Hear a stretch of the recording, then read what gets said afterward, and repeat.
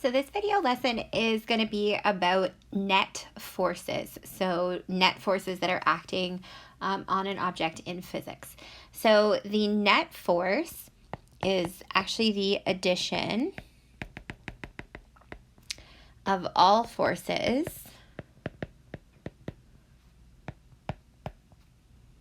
on the same axes.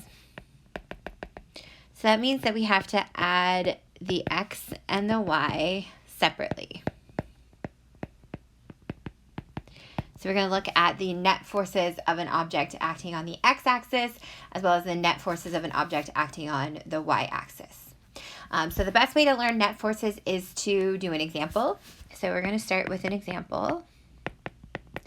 So in this example, we have a chain that exerts a force of 1,200 newtons up, so that's the direction, on a beam that experiences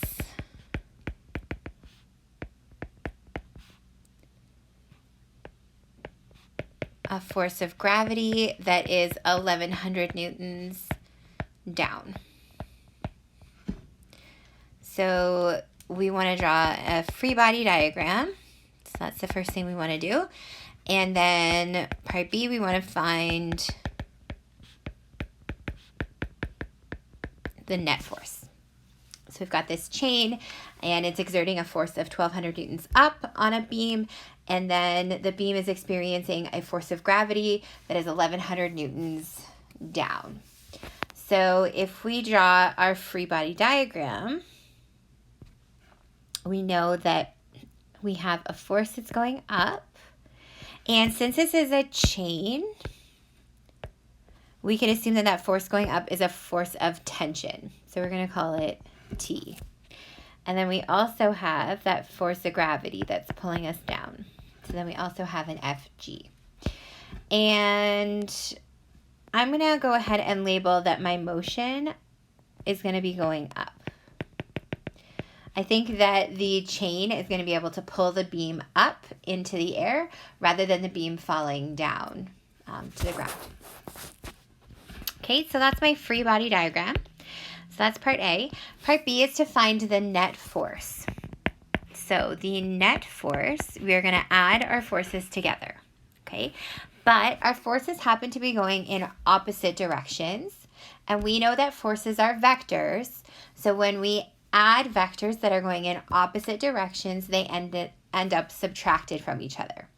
So I'm going to assume that the direction of my motion is going to be my positive direction. So I'm going to say that my net force is my positive tension minus my force of gravity. Okay, so that my force of gravity is going in the opposite direction. And so we want to subtract it rather than adding it to my force of my tension. So my tension was 1,200 newtons, and that was going up. And then my force of gravity was only 1,100 newtons. So we end up with 100 newtons, and that's going to be going in my up direction because it's a positive value. And I decided at the beginning that my motion was the positive direction, and that's what I chose as my positive direction. So that's how I know that my net force is going up. Okay. If for some reason you decided to make the opposite direction your positive direction. So say you wanted your positive direction to be going down rather than up. So I'm just going to do that in red here. So then we would have had an F net that is our Fg minus our tension. Okay, because if we had chosen instead for our positive direction to be down, then our Fg would be going in the positive direction and our tension would be going opposite, so we'd have to subtract the tension. So then we'd end up with our 1,100 newtons minus our 1,200 newtons. So we'd actually end up with a negative 100 newtons and that would be going in the down direction. But negative 100 newtons down is the same as 100 newtons up. Okay, so regardless of which direction you end up choosing as your positive direction, doesn't matter, you're going to get the same answer. Okay, let's try one more example for net forces. So this next example, let's do example number 2. So in this one, a textbook is being pushed across a table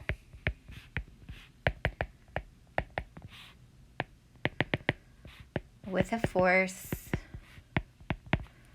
of 6.5 newtons, and we're traveling to the east. And the force of friction is 4.5 newtons to the west.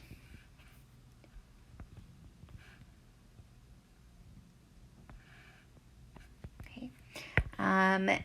The normal force and the force of gravity are both 7.5 newtons. So here we want to draw a free body diagram.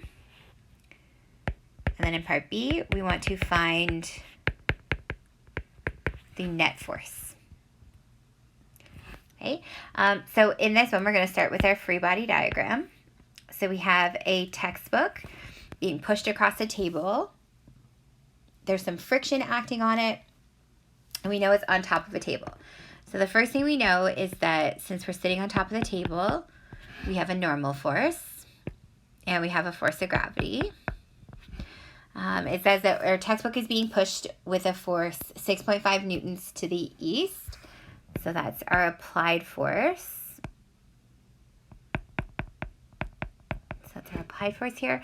And then we have a force of friction that is pulling us backwards.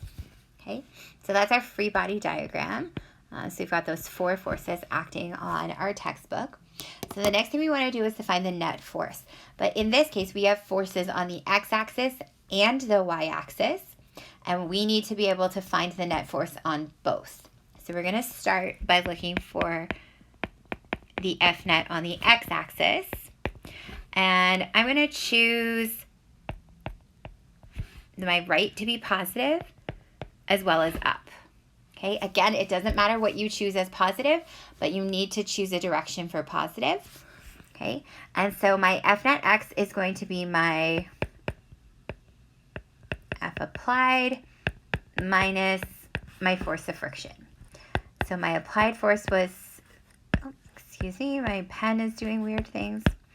So my applied force is 6.5 newtons, and my force of friction was only 4.5. So we end up with 2 newtons, and that's going to the east. That was the direction I chose as positive. So that's my F net on the x. My F net on the y axis, again, I'm going to use my positive direction first. So my Fn is going to be subtract my Fg, and both of those were 7.5.